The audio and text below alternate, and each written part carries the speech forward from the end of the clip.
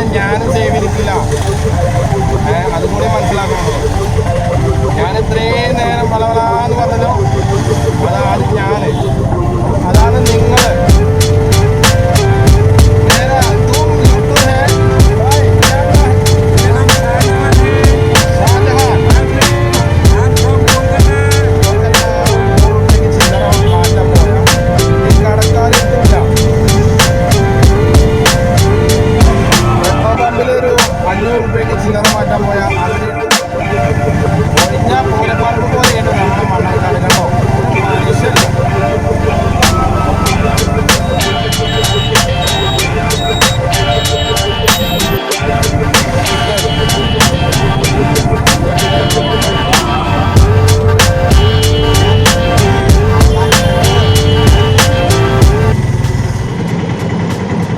നമ്മൾ ചെയ്യേണ്ട എന്താ അറിയോ, ഈ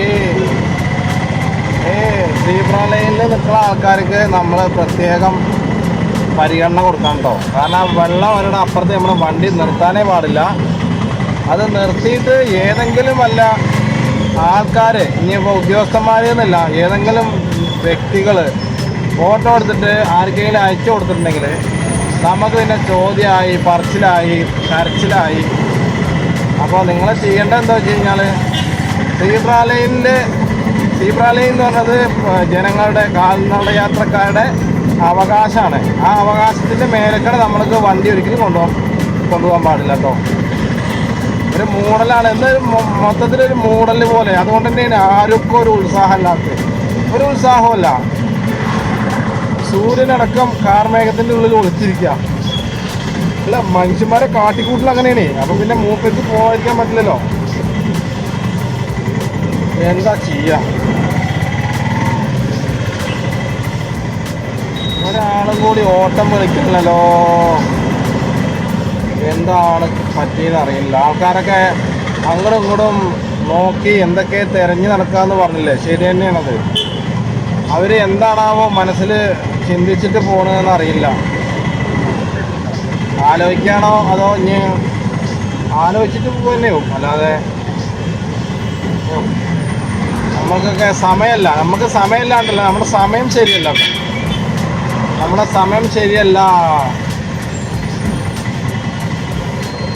വെറുതെ ശരിക്കും ഞാൻ പറയട്ടെ, ഇപ്പം ഈ ഓട്ടോറിക്ഷക്കാരുടെ അവസ്ഥ വെച്ച് നോക്കുമ്പോൾ, ഈ നായ അലഞ്ഞുകൊണ്ടിരിക്കുന്നുണ്ടോ, നായ്ക്കളും പട്ടികളും അതേപോലെ അലഞ്ഞുകൊണ്ടിരിക്കുകയാണ്.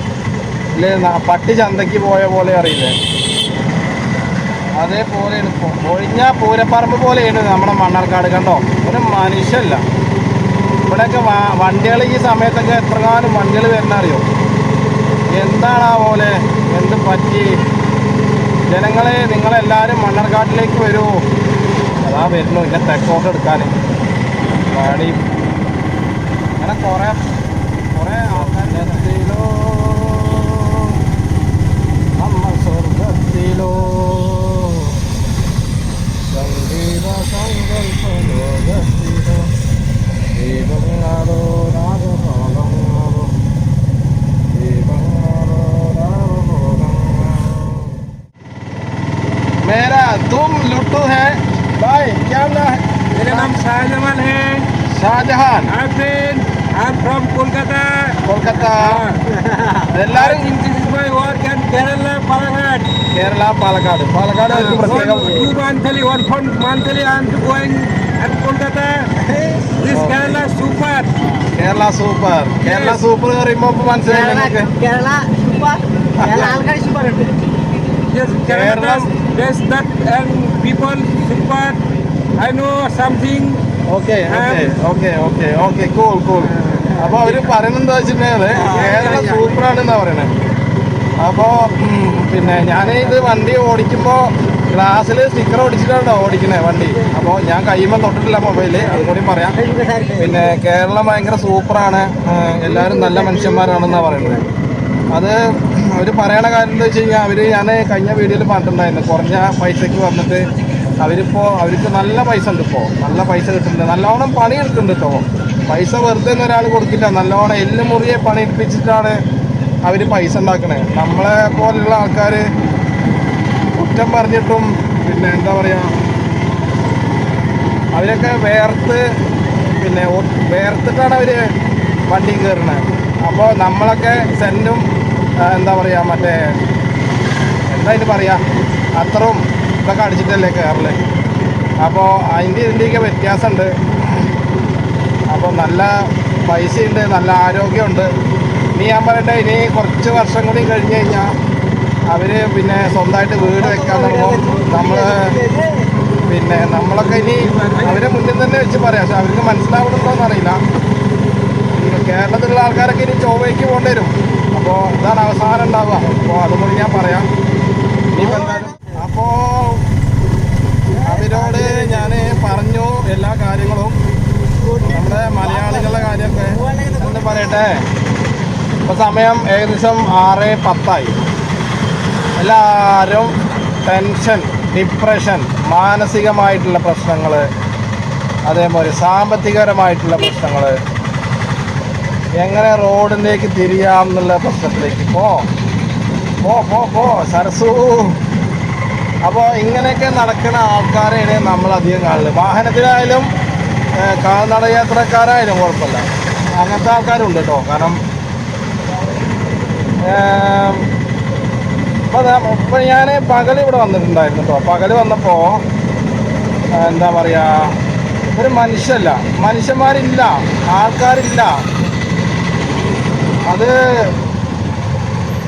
എന്താണ് ചോദിച്ചു കഴിഞ്ഞാൽ, ജനങ്ങളുടെ കയ്യിൽ പൈസ അല്ല. ഞാൻ ആദ്യം പറഞ്ഞിരുന്നു ജനങ്ങളുടെ കയ്യിൽ പൈസ അല്ല എന്നുള്ളത്.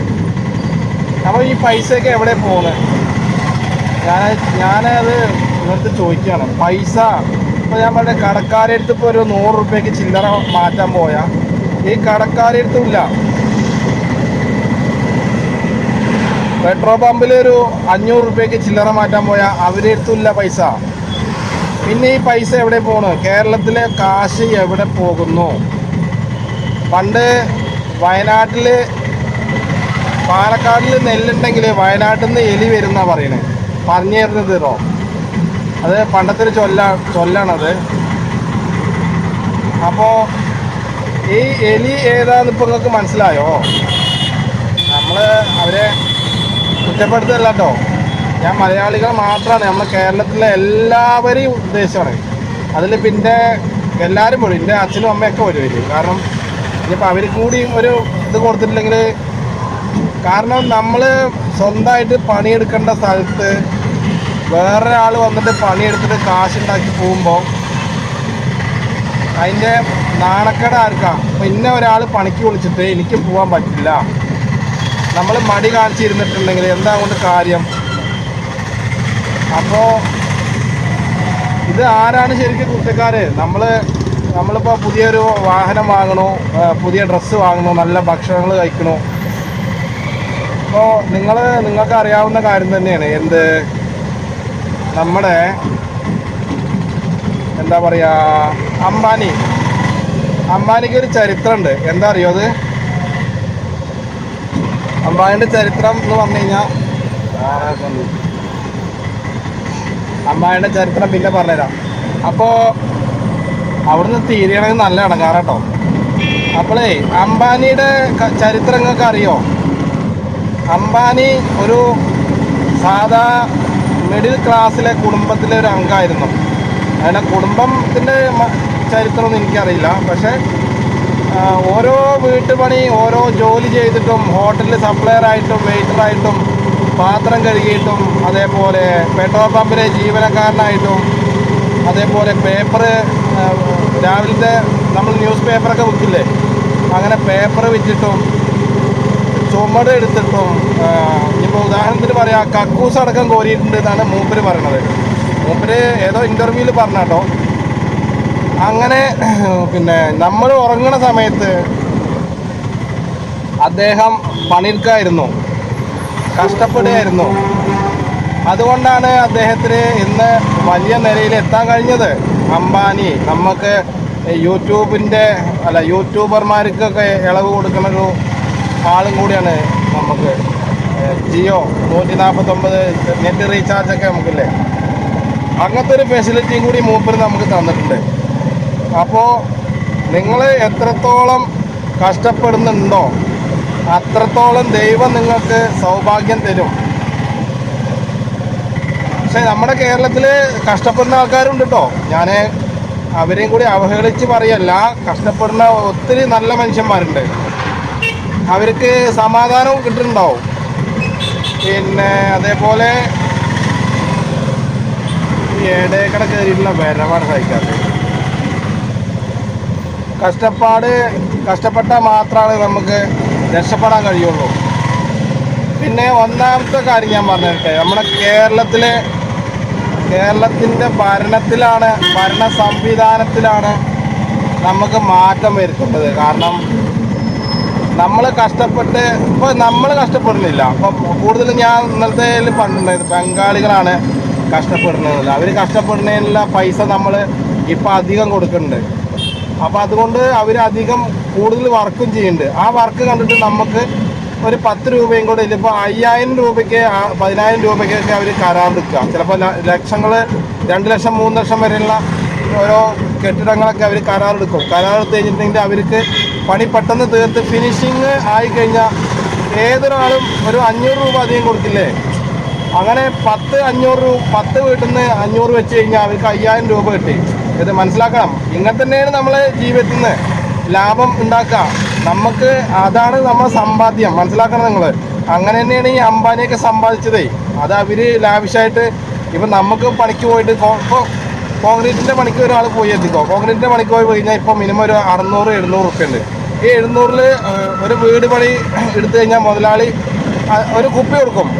എന്തായാലും ഒരു കുപ്പി ഇല്ലാതെ ഇപ്പോൾ വീട് വാർപ്പും കാര്യങ്ങളൊന്നും ചെയ്യില്ല. അപ്പോൾ ആ കുപ്പിയോടൊപ്പം ഓരോ ആൾക്കാർക്കും 50 രൂപ അല്ലെങ്കിൽ 100 രൂപ വെച്ച് കൊടുക്കും.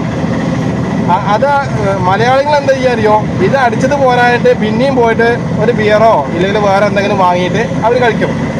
അങ്ങനെ അവർക്ക് കിട്ടുന്ന എനർജി ശരിക്കും അതാണ് ജീവിതത്തിലെ നമ്മുടെ കൂലി എനർജി എന്ന് പറയുന്നത്.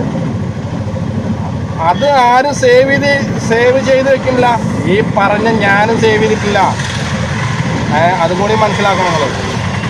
ഞാൻ ഇത്രയും നേരം വളവളാന്ന് പറഞ്ഞല്ലോ, അതാണ് ഞാൻ, അതാണ് നിങ്ങൾ, അതാണ് മലയാളി. അപ്പോൾ ഇനി ഞാനൊന്നും പറയുന്നില്ല. അപ്പോൾ ഏകദേശമൊക്കെ പറഞ്ഞ് വായത്തെ വെള്ളം പറ്റി.